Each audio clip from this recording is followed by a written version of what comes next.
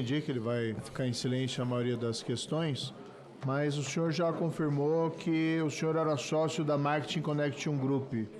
O senhor era também administrador dela? Sim?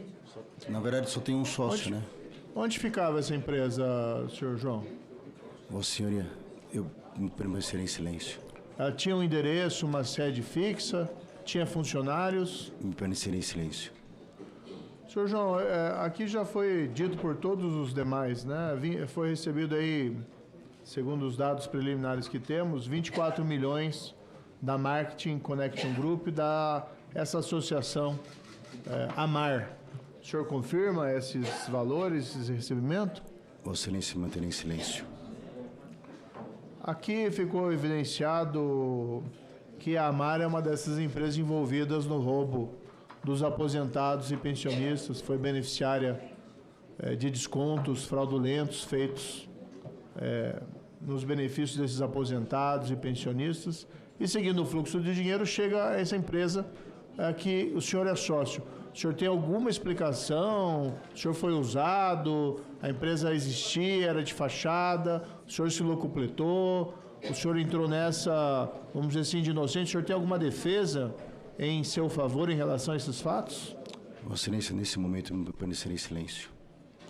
Consta também, senhor João, que mais do que o desconto dos benefícios fraudulentos, que enriqueceu muita gente, mas ficamos todos nós estarrecidos semana passada ao ver as notícias de que o ex-presidente do INSS, que esteve aqui, aliás, confrontou os parlamentares, falou com enorme arrogância, como se fosse uma espécie de vestal, a pessoa mais honesta do mundo. Mas a Polícia Federal colheu evidências, e isso motivou o pedido de prisão preventiva, de que ele recebia um mensalão de R$250 mil mensais. O presidente do INSS nomeado durante esse governo Lula. Então ele estava ali no topo desse esquema criminoso. E temos outros personagens também, em relação aos quais já se tem indicativo de pagamento de suborno, como o ex-procurador-chefe do INSS, o Virgílio Oliveira, o André Fidelis, que era diretor de benefício geral do INSS.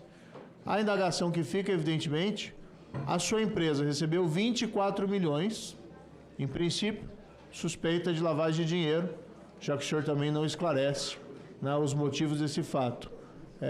Esses pagamentos de suborno a funcionários do INSS, o senhor tinha conhecimento desses pagamentos? O senhor manterei em silêncio.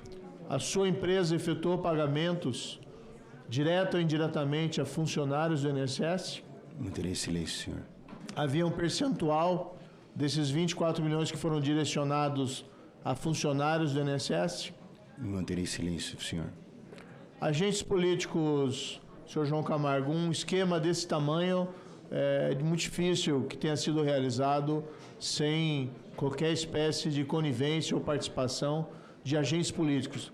Aliás, eu entendo que aqui nós precisaríamos sim decretar a quebra do sigilo fiscal e bancário do ex-ministro Carlos Lupe, da Previdência, do atual ministro Volney Queiroz. Pode ser que não tenha nada nessas quebras, mas diante da dimensão desses acontecimentos, me parece que, no mínimo, nós temos que investigar e apurar esses fatos. Agentes políticos envolvidos nesse esquema criminoso, o senhor tem conhecimento de pessoas, agentes políticos envolvidos? Sua empresa pagou suborno para algum deles? Vossa Excelência, me manterei em silêncio.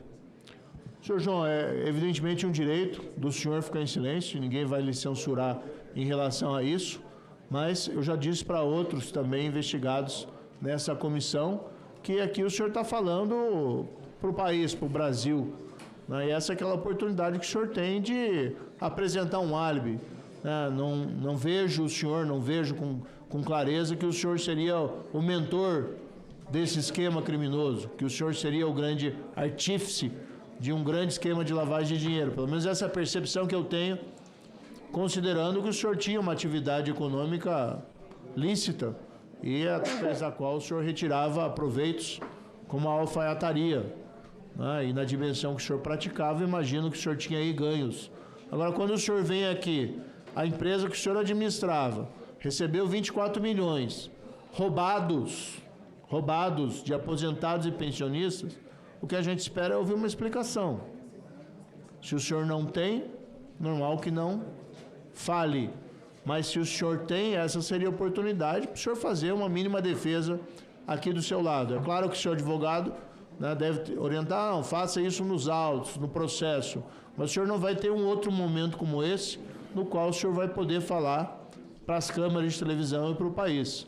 Ou senão vai sair daqui com a imagem, né, mais quebrada do que já está desde que o seu nome apareceu nesse escândalo pela primeira vez. Então, indago ao senhor novamente, o senhor tem algum álibi, alguma defesa, alguma justificativa em relação a esses 24 milhões que a Marketing Connect Group recebeu, empresa que o senhor administrava? Alguma explicação mínima que o senhor gostaria de manifestar? Vossa Excelência, infelizmente, nesse momento, ficarei em silêncio. Presidente, só quero aqui também registrar, não estava no começo da sessão, a necessidade de nós nos debruçarmos sobre esse comportamento do advogado-geral da União, as notícias de hoje, né, na imprensa, de que teria inicialmente poupado daquelas medidas de bloqueio administrativo, tanto o Sindinap, e aqui me parece que a razão é óbvia, porque tem por vice-presidente o irmão do presidente Lula, o Frei Chico, mas inclusive também a Conafer. A Conafer é uma situação hoje que grita, porque o dirigente dela que esteve aqui, outro também que compareceu com toda a sua arrogância, está foragido. É um fugitivo da justiça e foi aqui revelado pelo pedido da Polícia Federal que pagava um mensalão, né, para o presidente do INSS, o Alessandro Stefanuto. Nem fico imaginando, presidente, quanto que esse Stefanuto deve ter recebido, se ele recebia 250 mil reais mensais só da Conafer. Mas diante desses fatos, dessas revelações, fica ainda mais gritante aquela omissão inicial do advogado-geral da União, o ministro Jorge Messias, e creio que essa comissão tem o dever, né, de solicitar explicações e esclarecimentos a respeito desse comportamento, de deixar essas duas associações tão envolvidas nesses delitos de fora daquele pedido de bloqueio. Em relação ao depoente, não tenho mais perguntas a fazer, lamentando, porém, senhor João, que o senhor tenha se envolvido em um crime tão grave e que o senhor venha aqui e não consiga prestar um esclarecimento mínimo. Poderia até chegar aqui e dizer, olha, foi isso, eu não tinha conhecimento, fui usado, vou detalhar minha defesa oportunamente ali perante a Polícia Federal. Mas o senhor chegar aqui e não dar a mínima explicação, sinceramente, a meu ver, é algo vergonhoso da sua parte. Espero que o senhor preste contas na Justiça.